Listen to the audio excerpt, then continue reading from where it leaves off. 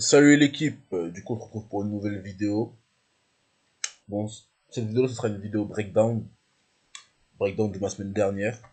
Du coup, je crois que c'était la semaine je m'en souviens bien, du 7 au 12, je crois, non, du 7 au 11, 7 au 11, ouais, voilà, 7 au 11. C'était une semaine incroyable, j'ai enchaîné quand même pas mal de TP, je vous montre ça tout de suite, de toute façon, il n'y a pas de souci. J'avais commencé la semaine tranquillement, donc avec deux SL. C'était pas top, mais bon, ça arrive, hein, c'est un spécial. Deux SL. Après, j'ai eu un BE. Et j'ai fini la semaine à partir de jeudi, avec TP sur TP sur TP. J'ai enchaîné 3 TP d'affilée. Sachant que, comme je vous ai déjà dit, moi je prends du 1 pour 4. Donc ça veut dire que sur les 3 positions, j'ai pris 12, ouais, 12%. Voilà, c'est ça. 12% en fin de semaine. Sachant que j'ai eu 2 SL et un BE, donc en gros 10%. C'est énorme. Énorme. Enfin, même moi, parce qu'en fait, c'est pas souvent que j'ai En général, je vais faire un win, deux wins. Mais quand je commence à faire 3 wins, 4 wins d'affilée, parce qu'après lundi, j'ai eu encore un win là, du coup, je vous ferai un breakdown plus tard. Faut pas que la vidéo soit trop longue. C'est énorme. D'enchaîner 4 wins, c'est énorme. Du coup, comme vous pouvez voir, du coup, la semaine dernière, bah voilà, là, je vous ai déjà mis le graphique en daily là, comme on peut le voir. GBP USD, il était bullish. Il était vraiment haussier, comme vous pouvez, il y a des hauts de plus en plus hauts et des bas de plus en plus hauts.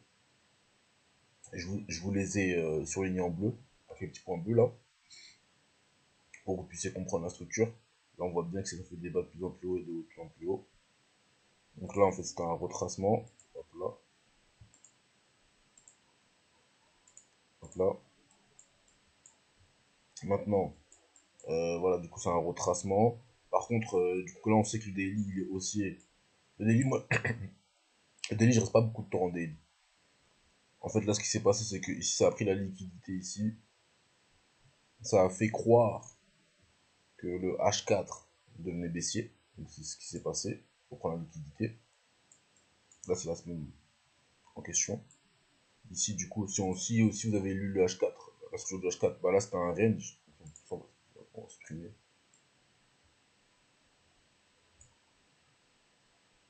Hop là, on va supprimer ça. Hop là, donc là,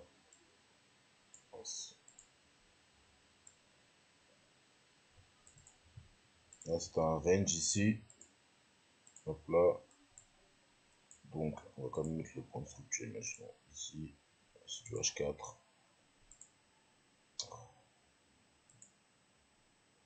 Hop là, ça fait un plus haut, ça fait un plus bas. Sauf que ce plus bas H4 là, certes, mince. En fait, ce qui s'est passé, c'est que certes, ce plus bas H4 là, il a été cassé. Donc ici, ça a été cassé ici là. Oh, c'est dingue ça quand même.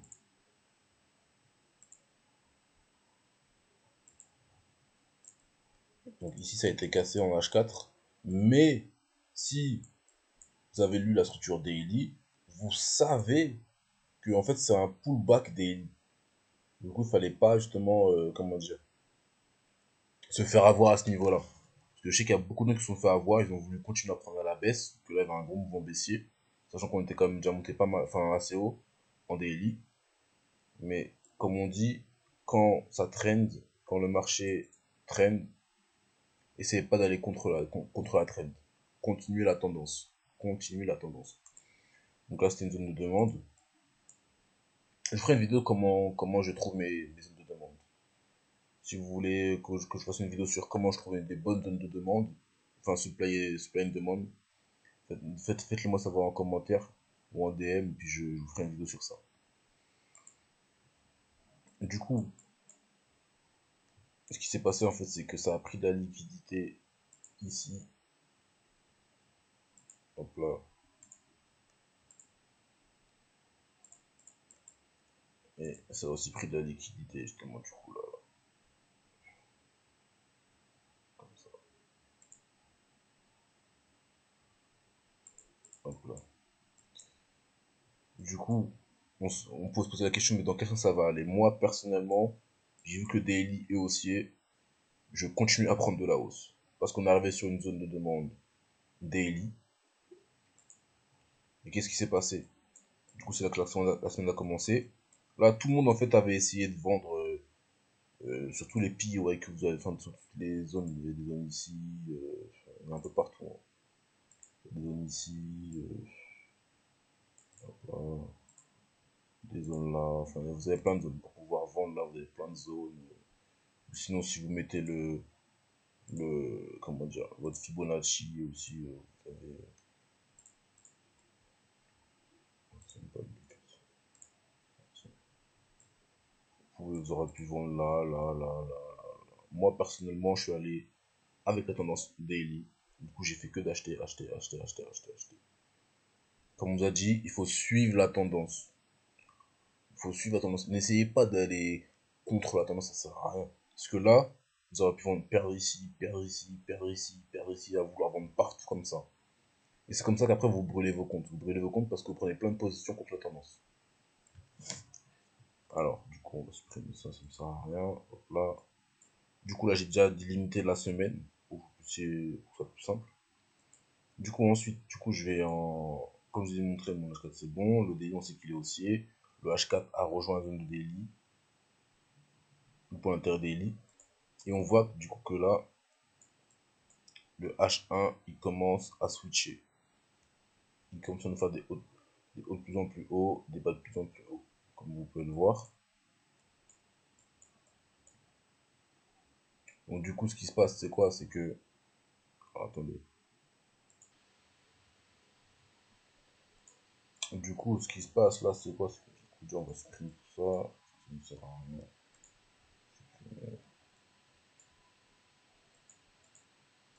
Hop là.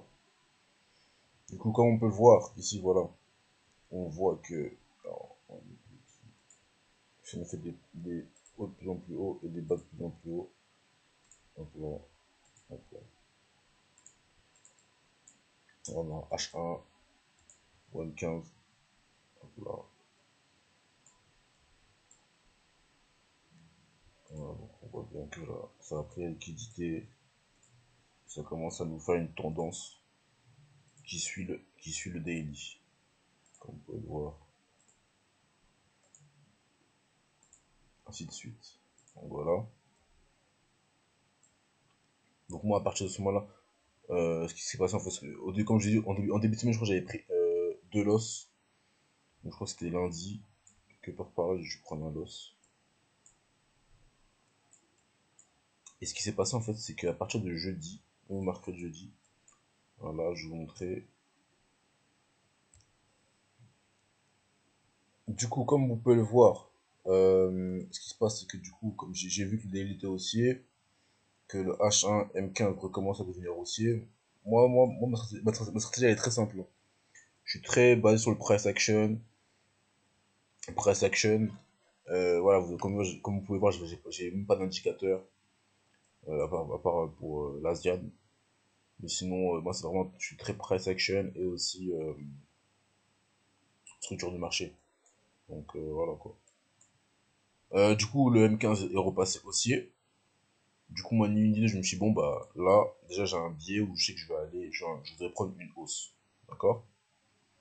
Donc, pareil, on voit encore qu'ici, bah, du coup, ça a cassé, hein. Ça casse. En fait, ça fait que de casser à la hausse. Voilà, ça fait que de casser. Là, on voit qu'il y a une petite liquidité qui a été prise ici. Moi, ni une ni deux. J'ai vu que le prix m'a donné encore des confirmations pour partir à la hausse. Ni une ni deux, je vois qu'il recasse encore là. Il refait un plus bas, un plus haut. Je suis rentré juste ici, sur une belle englobante. J'aurais pu rentrer dès ici, mais là, j'étais pas assez confiant. Du coup, je suis rentré sur une deuxième englobante après, ici, là, comme ça. Mon stop loss, il était, je crois, de 25-26 pips, plus ou moins, à peu près. Voilà, 26 pips. Et je target du 1 pour 4. Voilà.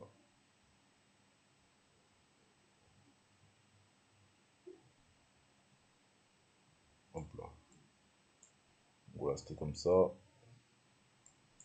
Là, j'ai failli avoir B. Enfin, tout le prix, il a failli revenir sur mon BE. Au final, ça va, j'ai pas été touché. Et il est venu toucher mon TP ici. Hop là, comme ça. Ça, c'était mon premier trade où j'ai fait TP, jeudi. Après, j'ai eu un deuxième trade, mais c'était aussi jeudi. Justement, où en fait, du coup, j'ai fait du scaling. Scaling, c'est quoi? C'est lorsque on prend plusieurs positions dans la même direction, en fait. Donc, du coup, j'ai scalé à la hausse. Voilà, c'était ma première position. Ma première position ici. J'ai pris une deuxième position, du coup, pareil, hein, ici. Après cet englobante là, j'ai donné un petit retracement. Hop là. Tac, tac, tac, tac, tac. Je crois que là, j'avais un stop loss de 20 pips. J'étais assez agressif. J'ai même pas mis au plus bas. J'avais 20 pips. Voilà, comme ça. J'étais rentré plus ou moins comme ça ici. Et j'avais visé pareil du 1 pour 4.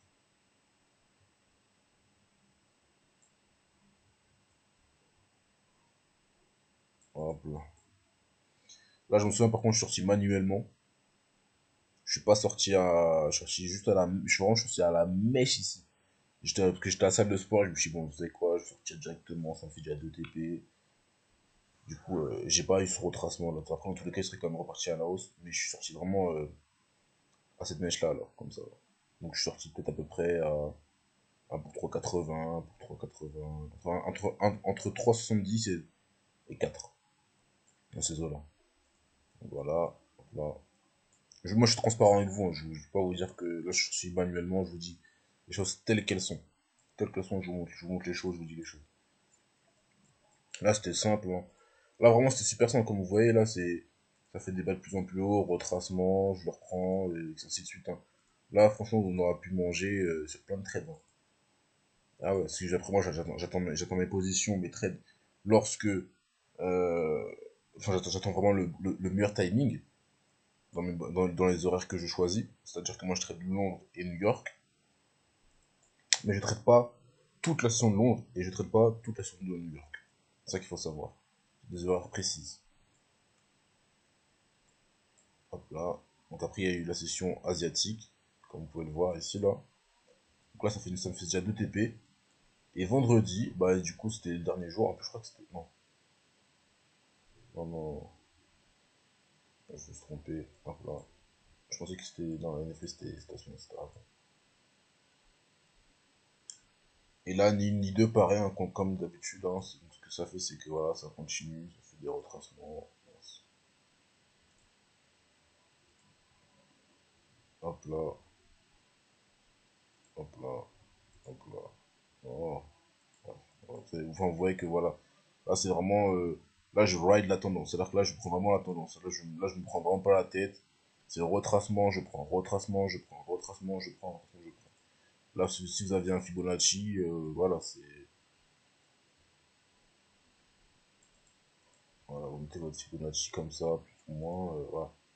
Moi personnellement, je suis rentré après la session asiatique, à la hausse, là je prenais que de là où je me prenais vraiment pas la tête, je suis rentré ici, à l'englobante. Hop là. Je faisais aussi un stop-up très serré. Voilà. Alors, si je m'en souviens bien, celui-ci, c'était un stop-loss de, je crois, 20, pareil, 25 pips, que j'ai 25-26 pips. Je ne joue pas plus de 25-26 pips. Voilà, j'étais rentré comme ça, 26 pips. Et je target pareil, 1 pour 4.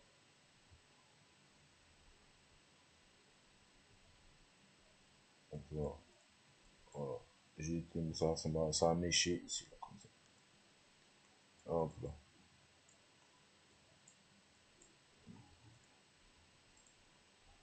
Voilà, pareil, on peut voir que ça a pris de la liquidité. Bon, pas dans l'autre sens. Après, il y en a qui ont dû se faire stop loss ici. Ceux qui traitent le smart money, ils ont voulu prendre, je pense, à la baisse ici. Et ils ont dû se faire bien fumer. Hop là. Voilà. Moi, je suis allé avec la tendance. Ça, le problème de Smart Money, c'est que les gens, cassure, dès qu'ils voient une cassure, ils veulent prendre dans le sens de la cassure. Avant d'utiliser du Smart Money, il faut déjà comprendre la structure, le price action. C'est ça qui fait ma force, c'est que moi je comprends la structure du marché. Parce que c'est bien beau d'utiliser des concepts de Smart Money, etc. Et je dis pas que tout est mauvais, hein. Mais si vous comprenez pas la structure, le marché, le price action, ça va vous servir à rien. Moi j'utilise un peu de Smart Money, de ICT, j'ai jamais regardé de vidéo, mais Smart Money j'utilise un petit peu. Après bon, c'est pas ça qui fait ma stratégie, quoi. D'ailleurs, si vous voulez avoir des conseils, ou un appel, ou quelque chose, vous voulez avoir plus de renseignements sur comment je serai dans le détail, parce que là, je vous montre les positions que je prends. Je vous montre un petit peu certains, comment dire, c'est-à-dire je vous montre quand même où je rentre, comment je rentre. Pas à 100%, parce que ce serait pas juste, justement, pour ceux qui, bah, voilà, qui ont des coachings avec moi, ce serait pas juste pour eux, que je vous montre tout à 100%. Mais au moins, je suis honnête avec vous. Je vous dis pas que là, parce que là, je vous ai pas tout montré. Il y a certains petits concepts, etc., que je vais pas forcément expliquer là parce que ce serait pas juste pour du coup pour ceux qui payent, ce serait pas juste, sinon c'est rien qui paye. Mais voilà. Voilà, liquidité a été prise, pullback, retracement. Là on voit que du coup ça recommence du coup à être bullish avec des confirmations du taux du matin ou le soir, je sais plus sur laquelle. Moi je suis entré sur l'englobank dans tous les cas. Et voilà, du coup ça fait que j'enchaîne 1 TP, 2 TP, 3 TP. Donc là, voilà, je vais pas vous faire le calcul, mais 4 x 3, 12, voilà. Donc j'ai pris 12%, sachant que j'avais eu un loss aussi, je crois que c'était... Ici j'ai voulu prendre un l'achat, je crois que c'était par là, je sais plus trop. Faudrait que je regarde, mais c'était là comme ça, je pense. Ouais. Et là j'avais perdu un trade d'ici là. Voilà, après je sais qu'il y avait eu un BE aussi. Voilà. Donc j'ai eu une très très bonne semaine, j'ai eu 10% si je compte les loss aussi. Plus 12, plus 10%. Après bon voilà, j'ai eu une très bonne semaine. Ouais, franchement, je peux déjà trader pour le mois, ça c'est super cool. Je trade encore quand même, bien sûr, mais faut savoir parfois se contenter. Quoique là, j'ai déjà pas mal de pourcentage ce mois-ci. Je ferai aussi une vidéo sur mes gains du mois, enfin, mes résultats du mois, que ce soit positif, négatif, B, peu importe. Si ça vous plaît, dites-le moi en commentaire aussi, et je vous ferai une vidéo. Là, j'ai eu d'autres trades cette semaine-là, mais je vais pas nous continuer à vous montrer toute la semaine. J'ai eu encore un autre gain lundi. Un autre gain lundi, mais je vais pas vous montrer parce que bon, ça, la vidéo durera trop longtemps. Et je préfère faire des petites séries comme ça où je vous montre un trade, deux trades, c'est plus simple. Donc voilà. Mais c'est une très bonne semaine, comme je vous ai dit. Voilà. En fait, ce que j'ai fait, c'est que j'ai juste continué la tendance, hein. Ce qu'on me voyait, c'était rien de bien compliqué. Il faut juste comprendre la structure. Et lorsqu'on comprend la structure, après moi j'ai une manière de voir la structure bien particulière. Et ça qui m'aide justement, ça qui m'aide justement à être constant dans mes résultats. Parce que j'ai une approche, justement, j'ai une approche assez particulière. Et voilà. Après, si vous voulez en savoir plus, comme je vous ai dit, bah, envoyez-moi un DM ou sur mon Instagram dans la description. Ou sinon, vous m'envoyez un DM sur TikTok, sur Instagram ou sur YouTube, peu importe. Pour répondre aux commentaires. Donc voilà pour cette vidéo là. Et je vous ferai une autre vidéo justement où je vous montrerai d'autres concepts que j'utilise par la suite. Comment je regarde la structure, etc.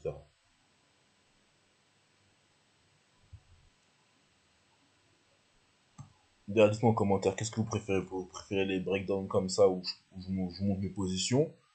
Ou vous préférez que je vous montre des concepts, ce que je fais? Ou dites-moi en commentaire, franchement, dites-moi en commentaire qu'est-ce que vous aimez pour que je puisse un peu m'adapter à vous et puis et pour que je puisse aussi du coup vous montrer ce que je fais quoi. Plus en détail peut-être. Pas trop non plus comme je dis parce que j'ai une communauté où justement j'ai des élèves où voilà j'ai pas envie de. Enfin ça c'est pas. Même eux me disent ne montre pas trop parce que moi je paye. Donc, ce que je comprends aussi. Parce que comme moi je paye aussi des coachings, bah quand je vois que la personne elle met tout sur internet et après elle me fait payer, vous vous doutez bien que ça c'est pas cool quoi. C'est pas cool pour la personne qui paye. Il faut quand même que la personne en retire un bénéfice si elle paye, ce qui est normal, tu vois. Donc voilà. En tout cas, on se retrouvera pour une nouvelle vidéo. Et je vous dis à la prochaine, l'équipe.